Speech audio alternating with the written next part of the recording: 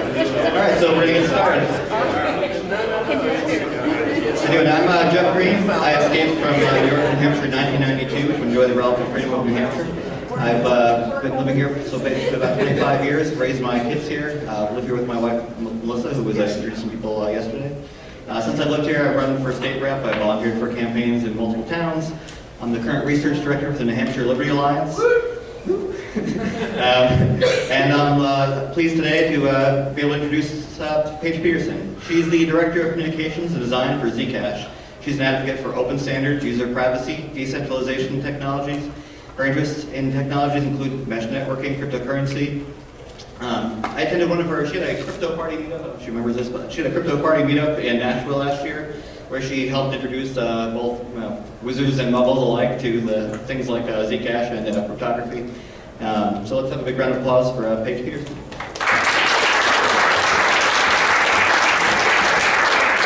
Thank you. So I made a tweet a couple of days ago trying to brag people to come to this early morning session, assuming that not a lot of people would show up, but there's quite a few people. So the idea was to give a little bit of Zcash to people that came in the early morning. So before other people filter in, you can, at any time today, just tell me Zcash is for Liberty lovers, and I'll give you a few bucks worth of Zcash if you have a Zcash wallet, or I can help you install one, or maybe there's a few people around here that can help you install one if you don't have one yet. That was a great introduction. I'm really interested in internet privacy and security, and I did host one crypto party in Nashua in November. I've been super busy lately and have not really had the opportunity to organize a second one, but I'm super interested in keeping that up. So actually, if anyone's interested in helping me organize those things, it would probably help me kind of get that motivation to organize a second one. But yeah, I work for a Zcash company, which is the business behind that employs the developers for building Zcash, the cryptocurrency.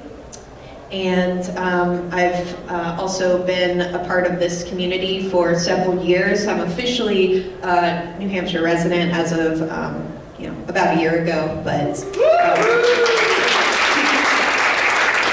I've been, to Pork Fest for many years prior, so I've met many of you back, especially in my previous jobs. I've always kind of stayed in this decentralization community. I used to work for a mesh networking startup. I worked for a decentralized storage company, and now Zcash. So, and I've given presentations about all of those to you guys. So, thanks for sticking with me as I change my career.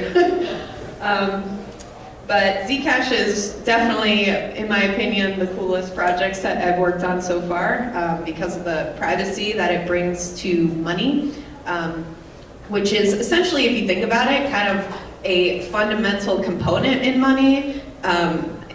Where Zcash kind of poses itself and some of these other cryptocurrencies as privacy coins, but in the end, you kind of, money requires privacy, just full stop. So the coins without privacy are kind of just not really money, I guess, when it comes down to it. And one funny kind of joking, trolling meme that we like to say at Zcash is Bitcoin. It's like Twitter for your bank account.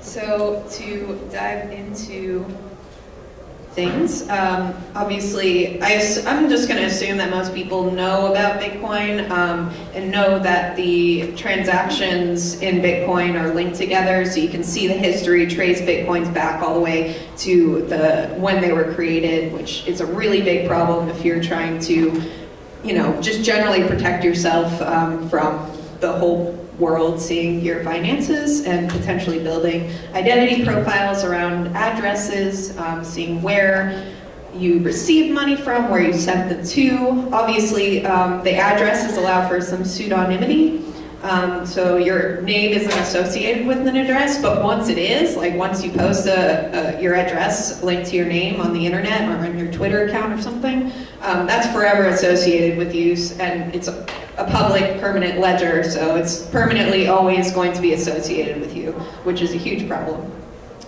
And additionally, most other blockchain protocols fall short in securing user data. I'm going to talk a little bit about that on my next slide. And then following that, why Zcash is, the technology in Zcash is far better for protecting privacy, financial privacy. So Zcash is the first open permissionless cryptocurrency that can fully protect privacy of transactions using zero-knowledge cryptography. I'm not going to talk about the cryptography at all. It's super advanced math that I very barely understand, but there's a lot of expert cryptographers that do understand it and are working hard to improve it and kind of push the technology forward. So we're really lucky to have a lot of expert scientists working with the Zcash company, continuing this forward. We have what we call the 7 scientists who came up with this protocol, zk-SNARKs, which is a specific kind of zero-knowledge proof that Zcash uses. So to talk about the other technologies really quick that are not as sufficient, I would say, at protecting privacy, there's this kind of distinction between obfuscation, this term obfuscation, and encryption. So obfuscation is kind of just trying to like mix within a bunch of other things and just like remove yourself from a certain object, whereas encryption is actually just completely shielding a piece of data that you don't need to obfuscate it with, you don't need to mix it in with other things because it's completely protected. So there's not really any need for this this like mixing technology, which is what a lot of other technology, a lot of other cryptocurrency privacy coins use. The first iteration of this privacy concept in cryptocurrencies is called CoinJoin, and that was developed long ago. And it's kind of what, if you know about Dash, that's kind of what they use in terms of using their masternodes to, if you do a private send, it mixes a bunch of different transactions together. So there are, all these transactions are viewable, but you can't associate one with any one address or anything like that. And CoinJoin is specifically people coming together to mix their transactions together. This is a similar concept in a new technology called Mimblewimble that's being developed for Bitcoin, actually. Except they're basically mixing a bunch of all the transactions within a block. The miners themselves are doing this mixing, and both CoinJoin and Mimblewimble kind of have this. I wouldn't say necessarily centralized, but more central component of a mixer. So there needs to be someone mixing the transactions together. So whoever is mixing those transactions, in the case of like a website that you might use to like launder your Bitcoin or whatnot. There's a website server that's in control of this mixing, so they would see that mixing output. They hopefully wouldn't reveal it to other people, but you know, it's a central party that could potentially reveal that. Another kind of step up from that is a protocol called ring signatures, which is what Monero uses. They also use this kind of mixing technology, but theirs is better in that it doesn't necessarily require a central party or anything. It's an individual that's choosing a bunch of other transactions and other addresses to mix with their own transactions. So you're basically taking other transactions, you're doing the mixing yourself. And which is one kind of step up from another party or people all coming together to mix their transactions. But even then, you only have this like kind of subset of transactions that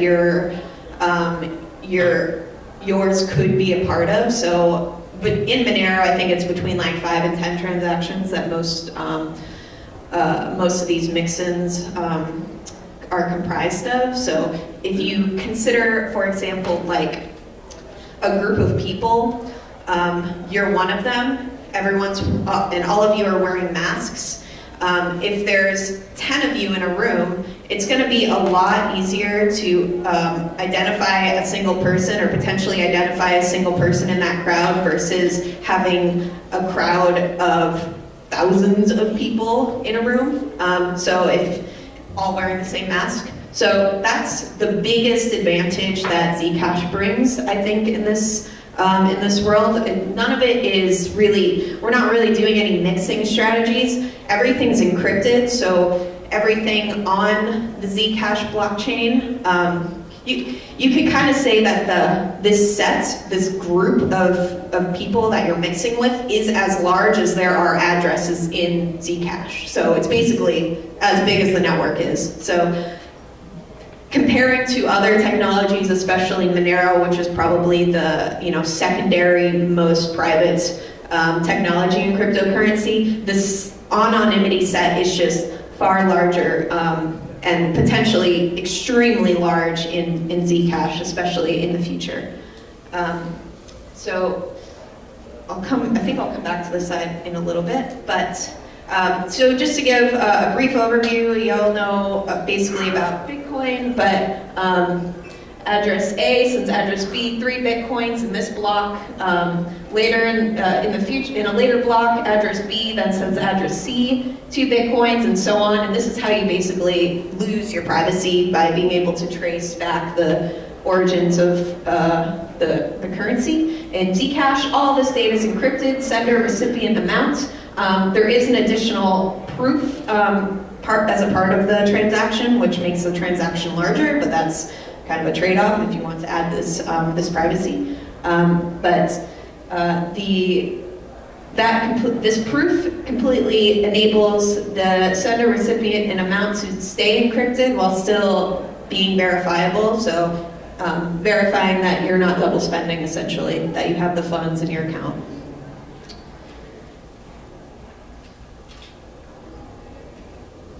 So yeah, zero-knowledge proofs and ZK snarks allow blockchains and encryption to come together. So if you were to think about encrypting a transaction on a blockchain, how would you really know that that person didn't spend that money prior? That's how Bitcoin works, really. Like, that's why it's solving the double spend problem.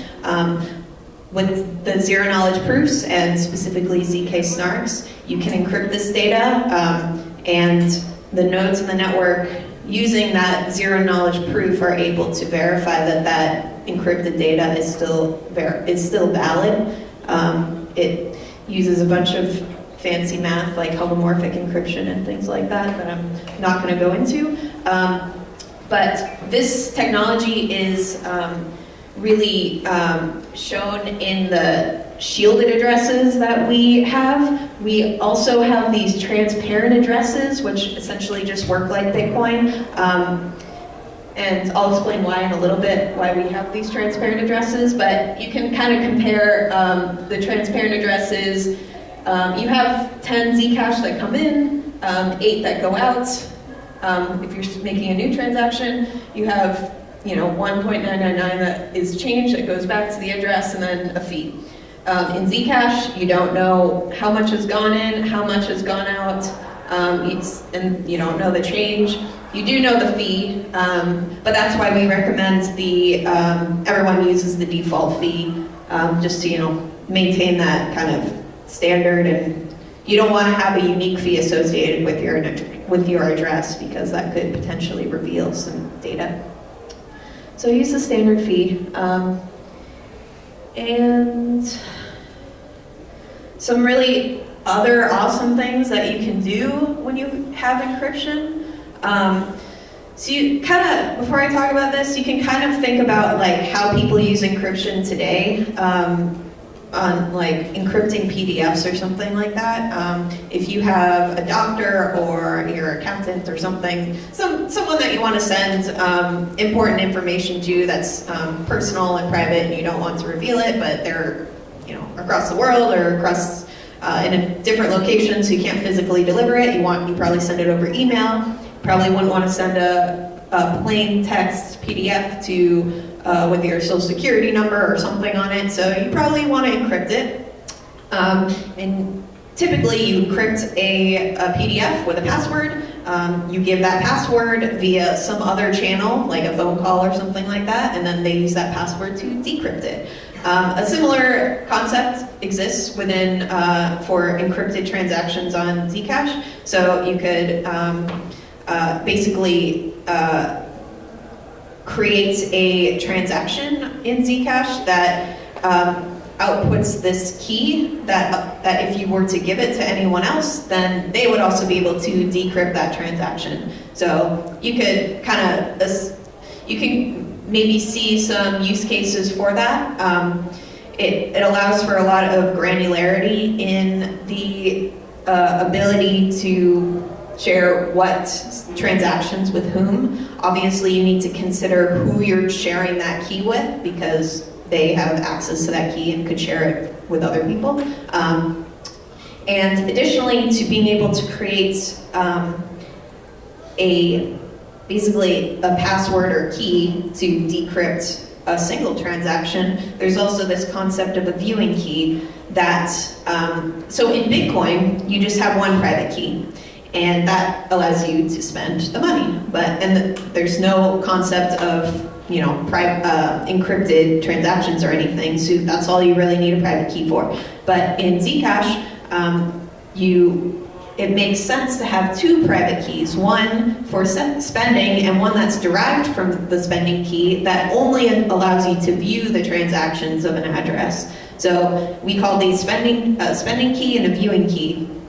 And you can imagine a viewing key would be really useful for example, creating a watch-only wallet. A lot of people do hot and cold wallets in Bitcoin or other cryptocurrencies, where they keep their spending keys offline, their private keys offline in these cases, and have the addresses only imported into a watch-only address, so that the private keys are safe and not connected to the internet, so they're not at risk of being hacked or anything like that, but you can still watch the balance of all of these, all the addresses that you maintain. So you can consider the usability in Zcash. There would be a problem if you have encrypted transactions and wanted to keep your spending keys offline.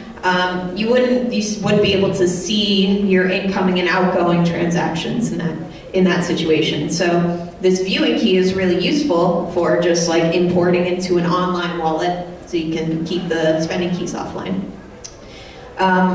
You can also assume, kind of see where that would be useful. Maybe you have an accountant or something, you want them to keep track of all your finances, but you obviously don't want them to be able to spend your money, so you give them the viewing key, and then they can keep track of all of your, if you're a business, all of your expenditures and whatnot. So there's a bunch of different things that you can do with encryption on transactions, and this kind of granularity of access and the choice of who to share your data with is pretty much, as I was saying in the beginning, an integral part of money. It's a very basic concept that Bitcoin just kind of threw out the window and everyone kind of just forgot about. With cash, you have, you just give someone, if I'm, buying something off of Craigslist or something, I give someone $10. There's no, maybe we both have records of it. Maybe we signed a small invoice between each other just to verify each other, but the rest of the world does not see that, and that's kind of the way it should be. Even with a bank account, you're trusting a third-party institution, but they're probably gonna, unless they get hacked, they're probably gonna keep that data safe. So it's privacy within financial, within your finances is just such a basic thing that we should be really rallying for, especially within the Liberty community. Let's see. So, okay, I'll talk more about upcoming Zcash roadmap. So I mentioned that we had the shielded and transparent addresses optionally. So the transparent addresses, you might ask, like, why even have them if you're trying to promote privacy within cryptocurrency. So right now, unfortunately, the zero knowledge proofs are a real resource hog, and when you're creating this zero knowledge proof, it's like doing a lot of math in the background when you're creating this transaction.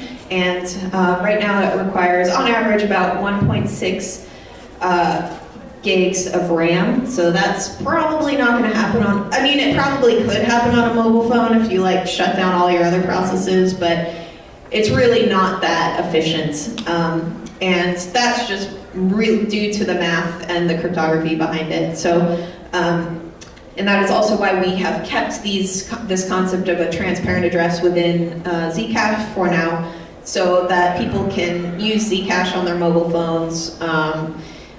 You can kind of consider using these transparent addresses only for certain use cases where maybe you're less concerned about the privacy.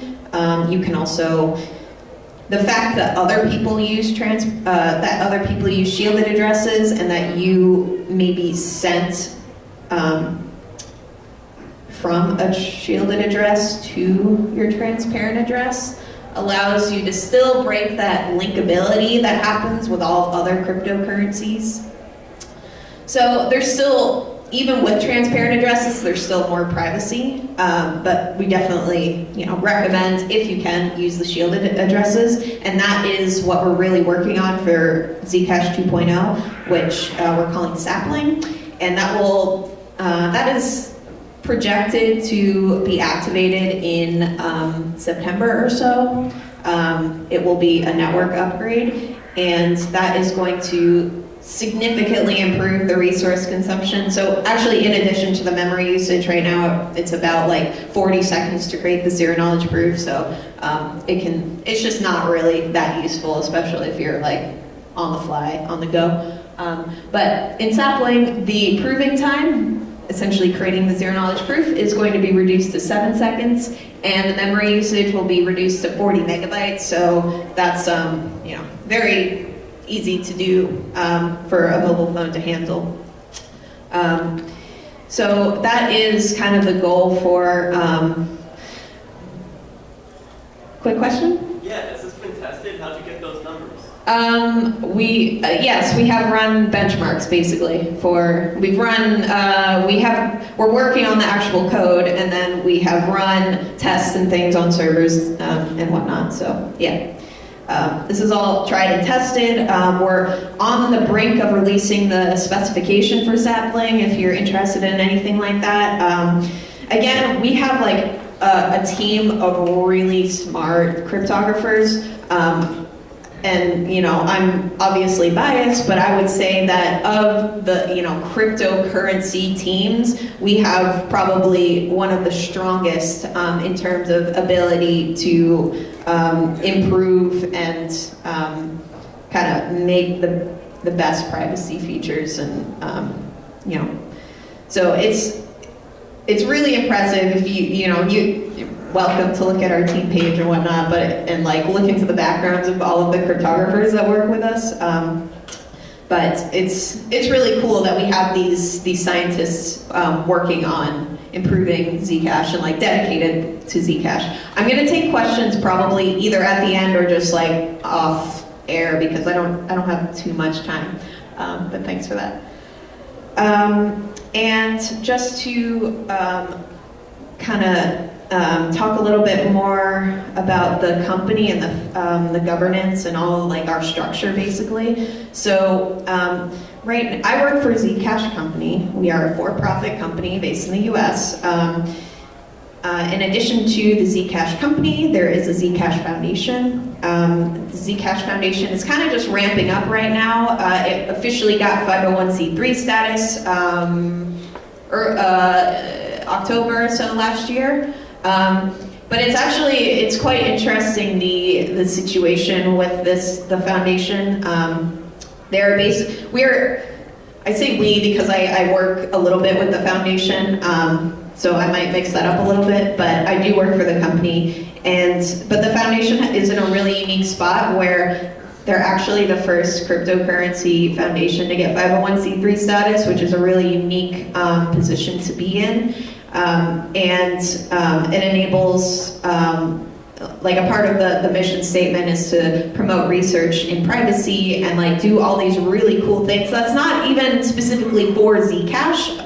The biggest focus is Zcash, but you know, you can see zero knowledge proof research and all of these things expanding out to other realms. So this is a really unique opportunity, and I definitely recommend if you're interested in these kinds of efforts to look into the foundation. But basically the structure of company and foundation is useful for, the company is great, and companies in general are great for bootstrapping ideas. So Zcash company actually had just normal investors before the launch of the currency. So normal investors that wanted to see this thing happen, no ICO, and we're really, really glad we didn't do that.